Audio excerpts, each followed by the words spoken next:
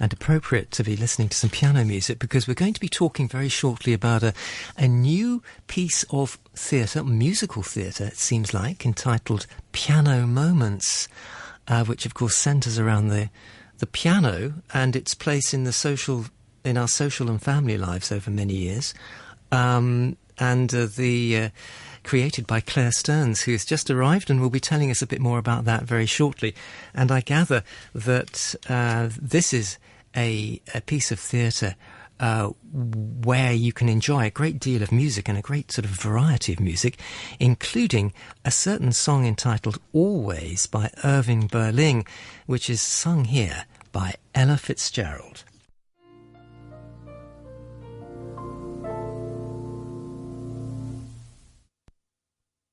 Well, what a beautiful song. That was Irving Berlin, and of course beautifully sung there by Ella Fitzgerald.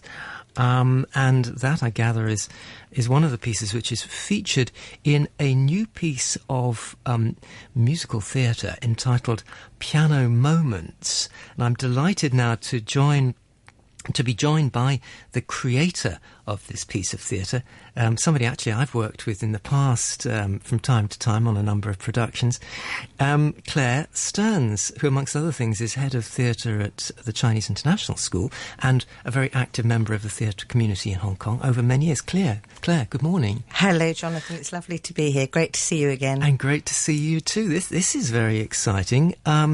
Piano Moments, featuring a great deal of wonderful music, obviously, and it's an original piece that you are performing in yourself, and which you created. This song is important in this production, isn't it? It is, yes, because I'll tell you a little bit more about the way in which the piece works later, but one of the characters in the piece is in fact Irving Berlin. And as the title of the piece suggests, Piano Moments, each of the characters have their own story, their own moment, which is intrinsically connected with their relationship with their piano. And at one point in the piece, the character of Irving Berlin tells us the story of how he came to write that song, Always. And it's a rather beautiful story, actually, because it's a story about how he met the woman, Ellen, who was to become his wife. He had tragically lost his first wife after only a few weeks of marriage to typhoid, and felt that he was never going to love again until about 18 years later, when across the dinner table he saw this beautiful pair of sparkling blue eyes, and it was the heiress, Ellen, who he immediately fell in love with and wrote that extraordinarily beautiful song for. And actually, if you listen to the lyrics, you can feel, I think, the sort of, the sort of sadness of a man who has already lost somebody that he loves, but is also deeply in love with the new woman. It's a very complex song, actually, when you listen to it carefully. And all that complexity and that poignancy came across there in that wonderful performance. It's not easy to sing, is it? It's quite a challenging song to put across. It is, but fortunately, I have 3 superb singers in this piece. All of whom have been opera trained, actually.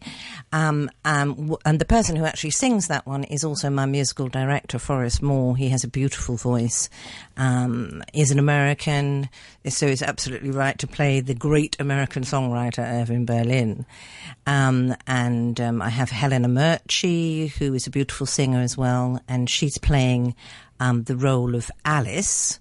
And it's actually Alice that this piece started with, because this character, Alice Todd, is actually a relation, not a blood relation of mine, but is the great-great-grandmother of my daughter, who incidentally is called Ella, after Ella Fitzgerald. But anyway, that's another story. So Alice Todd, probably people haven't heard of Alice Todd, but I would be very surprised if people haven't heard of the town that was named after her, which is Alice Springs in Australia. And I heard this story, some years ago, and it just sort of sparked my imagination. And the story is that Alice really didn't know Charles Todd, the man she married, at all. I believe, as far as I can find out, she may have met him 3 times, but certainly no more than that. But suddenly she agreed to go off with him to Australia, which of course was a huge thing. You know, in the early Victorian times, it was a 4.5-month journey. But what caught my imagination was the fact that she took her piano with her on the steam packer and allegedly spent the 4.5 months journey at sea playing, singing and entertaining the other 14. There was only another 14 passengers on board the ship. And I just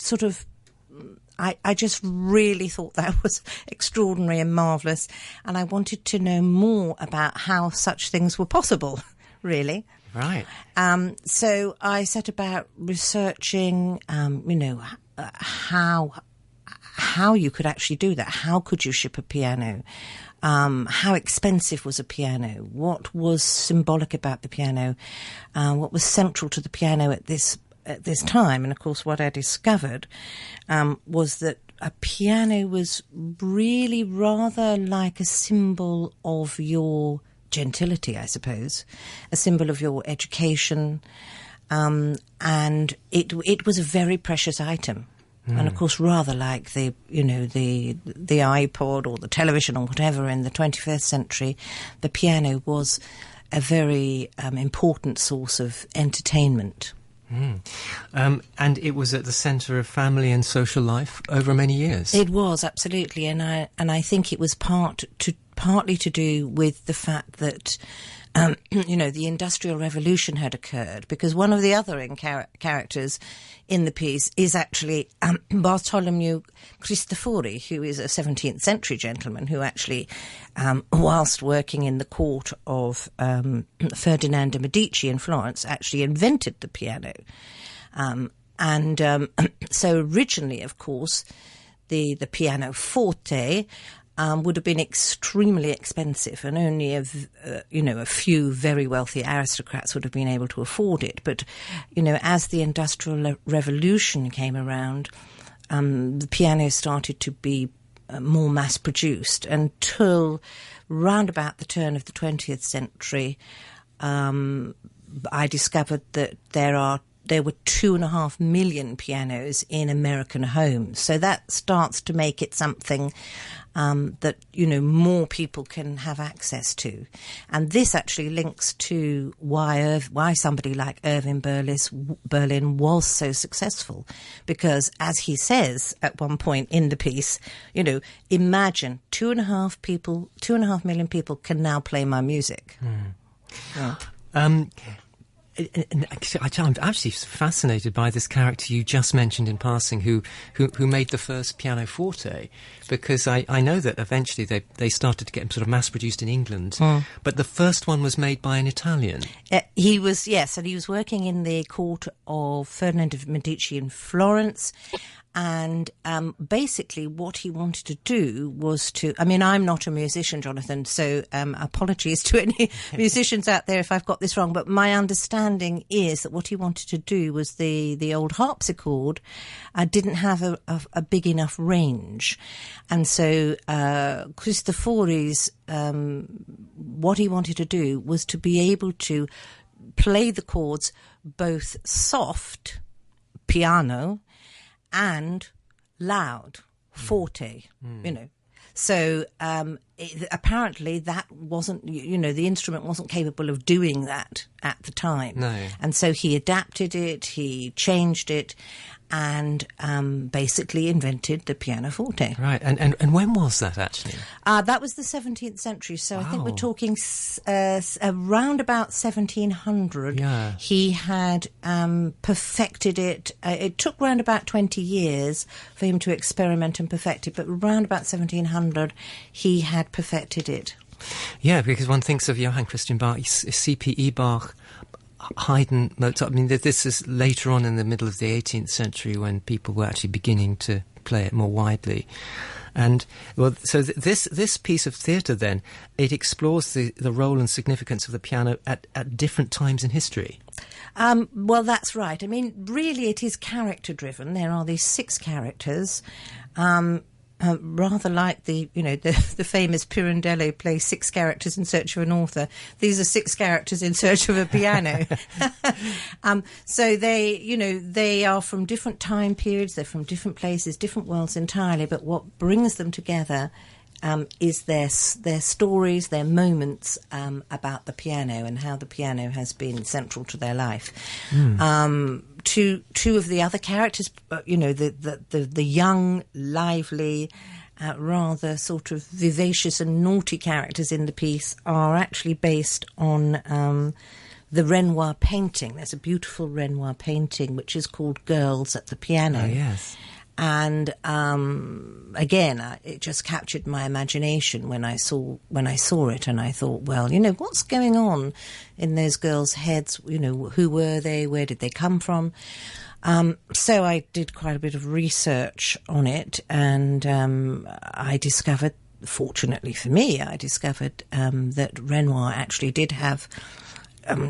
Well, actually, he had 6 rather than 2 favourite models who he painted again and again and again. He often did different versions of the same painting. And so basically with those 2 characters, I've sort of, they're a bit of a conglomerate of these 6 models that Renoir had. And I've taken all the juiciest and the best bits, really, from those 6 characters, and I've put them into the 2 characters. One of them actually ends up being the first woman to be inducted into the Académie des Beaux-Arts in Paris, and was Renoir's assistant. And the other was actually a famous actress, and he again painted lots of other paintings about her. But again, central to it is the fact that it was that painting, Girls at the Piano, that inspired me. Right. And do you structure this piece chronologically, in a way? Is that how you do it? No. Actually, I have to say that it is the music that hangs it all together. So once we had made decisions about the pieces of music, it became a lot easier to structure the what people said. It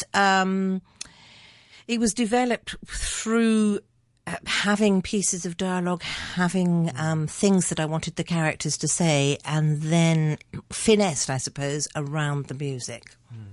You obviously attempt to bring the characters to life, and you wrote the script as well, presumably. Yes, that's right. Yes. How long did all this take you? It must have been, this is a huge project, isn't it? Yes, I suppose we're talking, I don't know, probably 6-9 months, since the original thought came into my head. Although actually, to be honest, it's been in my head for many years. Then, of course, the process of creating theatre is that you need to, I do anyway, if I'm creating an original piece, I need to find my cast, because once I've got my cast, I am, to a certain extent, writing for those people. Then we began, I don't know, back in December, I think, possibly November, I don't know, with a few pages of script. That was all. And we met once a week for several weeks, where they very patiently accepted new bits of script at every reading. I asked them to read it for me. We talked about it. So it has been developed with the cast, with the performers. Yes, that's fascinating. That's almost like a new sort of ballet. That's how choreographers work with their dancers. Well, yes, and of course we do have dancing in the piece as well. I'm not suggesting there's ballet dancing, hardly, but of course we do have movement. You have a Charleston, don't you? We have at one point we do the Charleston to Berlin's Alexander's Ragtime Band. That's right. Yes, But we also have movement because we've created physical theatre as well. It's not all words and it's not all singing and music. There are some sort of physical theatre piece moments as well where we create, because we're staging it very simply, but I hope effectively through the physical theatre and through the movement we are creating lots of different worlds, lots of different times and lots of different atmospheres. Brilliant. Well, we have to wrap it up there. We've run out of time, but you've whet my appetite, Claire, I have to say, and I'm sure you've done that with many listeners. You're opening on Thursday, aren't you? That's right, day after tomorrow at the Fringe Club in Lower Albert Road, at the top of Lan Kwai Fong there. Yes. It's the upstairs theatre. There are still tickets available through Herbtix, I think, on the website, or through the Fringe box office. That's Thursday, Friday and Saturday. Thursday, Friday, Saturday, just 3 nights, yes. 3 nights. And at 7:30. That's, do make a note of the time. Claire, it's been a great pleasure. Thank you so much. Thank you. It's just gone 12 minutes.